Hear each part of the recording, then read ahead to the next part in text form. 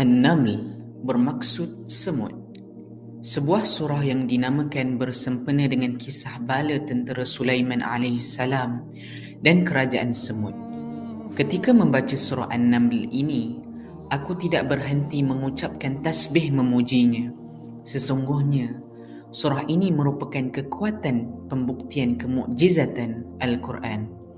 Surah ini bermula dengan huruf muqata'ah dan selepasnya menyebut tentang Al-Quran sebagai kitab yang membawa bayinah, penerangan dan petunjuk kepada orang mukmin.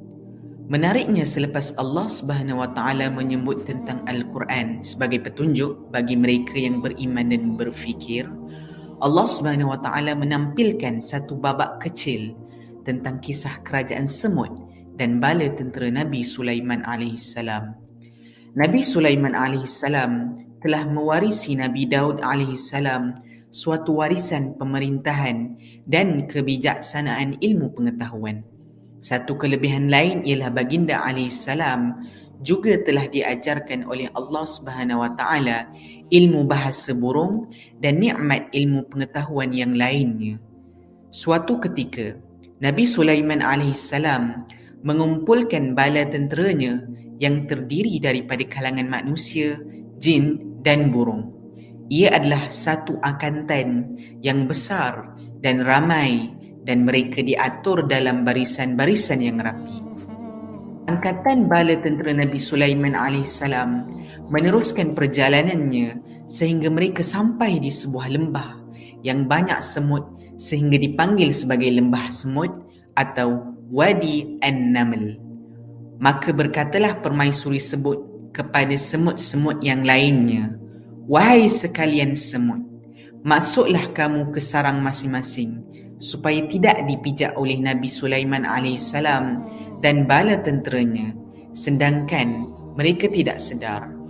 Perkataan permaisuri semut itu dapat difahami oleh Nabi Sulaiman alaihissalam. Lalu baginda tersenyum dan ketawa. Baginda berasa senang hati kerana memahami isi maksud perkataan permaisuri semut itu. Peristiwa aneh ini menarik perhatiannya kerana semut ini mempunyai daya kefahaman seperti itu dan dapat memahamkan perintahnya kepada semut-semut yang lain.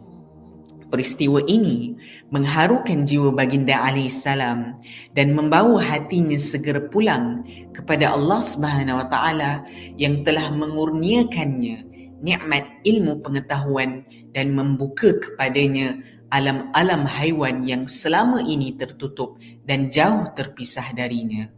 Lalu Nabi Sulaiman alaihissalam berdoa kepada Allah Subhanahu Wa Taala, "Wahai Tuhanku, ilhamkanlah daku supaya tetap bersyukur akan nikmat-Mu yang Engkau kurniakan kepadaku dan kepada ibu bapaku, dan supaya aku tetap mengerjakan amal saleh yang Engkau redai, dan masukkanlah daku dengan limpah rahmat-Mu dalam kumpulan hamba-hamba-Mu yang saleh." Apabila aku membaca kisah-kisah lainnya yang ada di dalam surah An-Naml ini, seperti Nabi Sulaiman alaihissalam dan burung hudhud, perutusan risalah tauhid kepada Malikatus Saba, kaum Thamud dan nabinya, Nabi Saleh alaihissalam, dan kisah kaum Nabi Lut alaihissalam, kisah-kisah ini menampilkan satu tema yang sama, iaitu bersyukur atas nikmat yang dikurniakan Allah Subhanahu Wa Taala.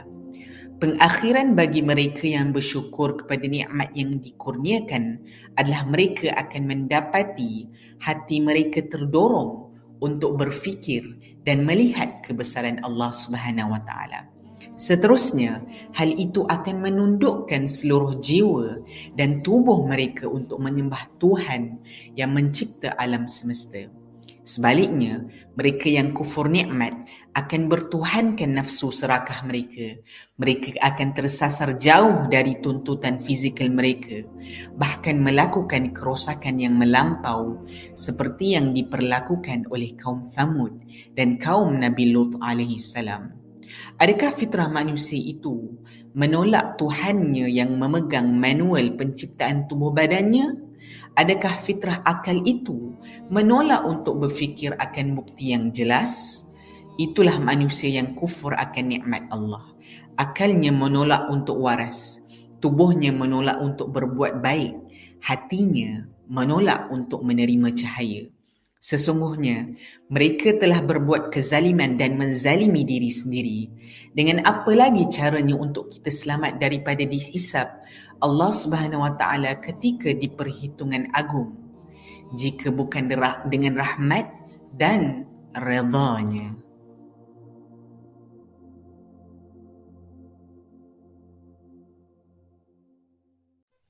Nak tahu apa lagi yang ada pada setiap juzuk? Sertai kami di Tadabbur Plus sekarang.